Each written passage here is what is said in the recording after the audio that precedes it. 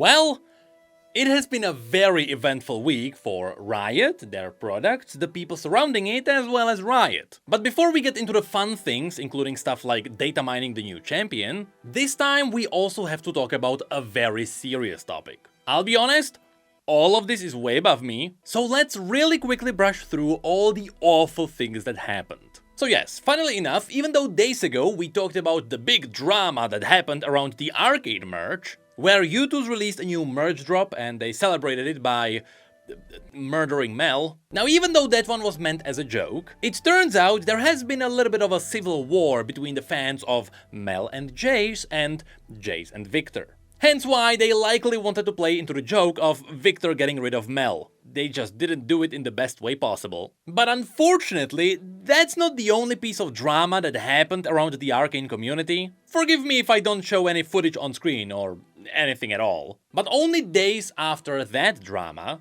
there was a deranged lunatic who started comparing Echo and Jace's storyline to a real murder that actually happened. Especially on Twitter, this is something that blew up because nobody could believe a human could even think of that. And so, for a few days, this occupied the minds of the Arcane fans. But eventually, that one passed too, and then it came out that the artist behind the Remember Me song from Arcane might be a alleged murderer. And the details are quite horrifying. So yes, for a nerd that is talking about video games, that one is above my pay grade. So let's just say it has not been a great week for Arcane fans. And so now, let's move on to things that are actually related to League of Legends directly. Now first of all, riding off of the wave of negativity, why don't we get done with this one too? And why don't we talk about some good old stupid drama? You see, among the vast majority of League creators, where about 90% of the possible content is unfortunately just gameplay, there was also a known streamer known as Yamato Death,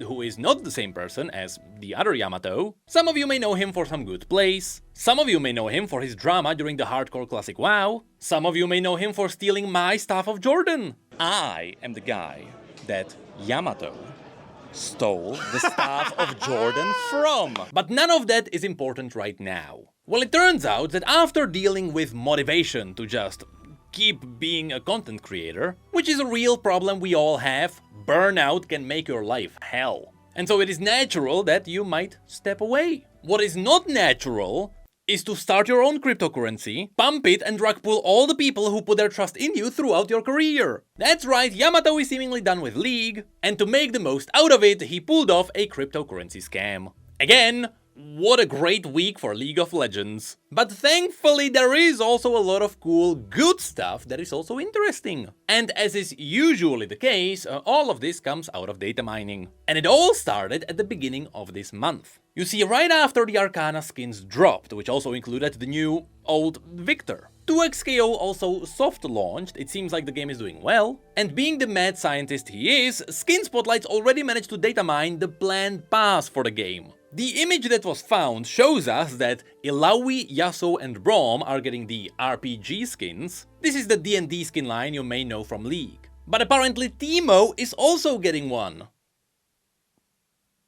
with Teemo not being in 2XKO. So yes, people were able to data mine the next champions that is getting into the game. And thank God it is an interesting creature of some kind. Next up, going back to League, among all the interesting strings found on PvE, we also got a teaser where Riot plans to add Nexus finishers into the battle passes. This was found because Riot added a new code into the battle pass screen. There, Nexus finishers are mentioned among the tags for the other rewards. To be honest, this as a reward would make the premium passes quite good, since those finishers are also themed around the seasons. So this could serve as a cool memory of the story that happened in that season. But also, I am not exactly sure just how popular Nexus finishers are. And that's because so far they have only ever been shoved into the Mythic store. So maybe Riot noticed that not a lot of people are using them and they are looking for new ways for people to get them. After this, still moving within the world of strings and code,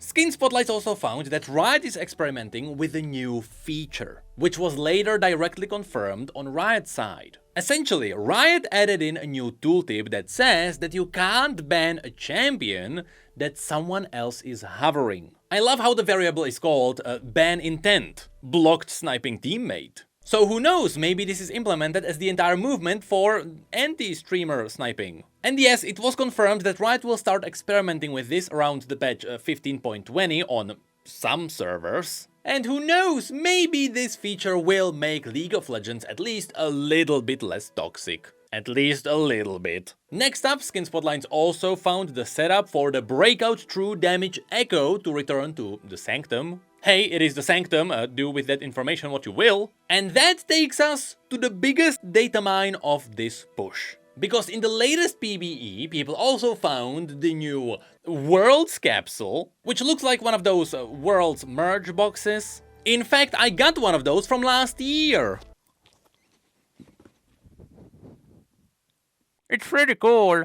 So it is no surprise that those are coming back. But more importantly, Riot, once again, accidentally leaked another piece of their new champion. Because we also got this image. Now, what's interesting is that this is not one of the images for the missions in the game, which is what happened with Xin Zhao before. No, apparently, this is the image that will be used in the hub for the new comic. Now, before this, Riot already teased what the new comic might be about. They titled it The Truth, and they showed Aatrox attacking ancient Demacia, which is a scene you may also remember from the Still Here cinematic. And because the comic is called The Truth, people are expecting some kind of a twist around the Darkin. And although this image might look innocent at first sight, it does also bring up more interesting questions. First of all, you can see that the theme of the gold seams is back. We talked about this before, and once again it seems like this is a reference to kintsugi, the Japanese art of repairing things while preserving the history of their damage. Now here it does look a little bit more like sand, which is why it could be referencing the god warriors of ancient Shurima, which is what the Darkin used to be before they got corrupted. Also, we can see the same colored piece of glass here, and once again it does look Shuriman. But more importantly, look behind Yunara. You see that shape? Now that is the shape of the blade that Arcane has in the game, meaning that this could potentially be the uncorrupted weapon of a Darkin. In other words, however the new Darkin will be revealed, it is possible that they haven't been sealed anywhere the entire time, which could also be teasing that maybe LeBlanc is gonna step in, she will seal the Darkin inside the glaive, and then she will give the glaive to Arcane. What a power move. But also, look behind Yunara's head. You see that hand? That doesn't look like the corrupted hand of a Darkin to me. Those would likely be more bloody, but even if it was an uncorrupted, pure Darkin, or in other words, an Ascended, that hand would most likely not be just a normal human hand. Either it would be animalistic or holy or clad in golden armor. So this might actually be Xin Zhao picking up the Darkin weapon. But again, because the weapon is facing away from us, we don't know if the Darkin is inside it. So perhaps Xin Zhao could pick up the weapon, and he could get dominated. Or maybe the Darkin can be a good guy and he just lends Xin Zhao his power. Because that's kinda what Yunara did in the past with the Darkin. And again, the new skin for Xin Zhao might be teasing that he will pick up the Darkin, he will get corrupted, and then Yunara is gonna cleanse it.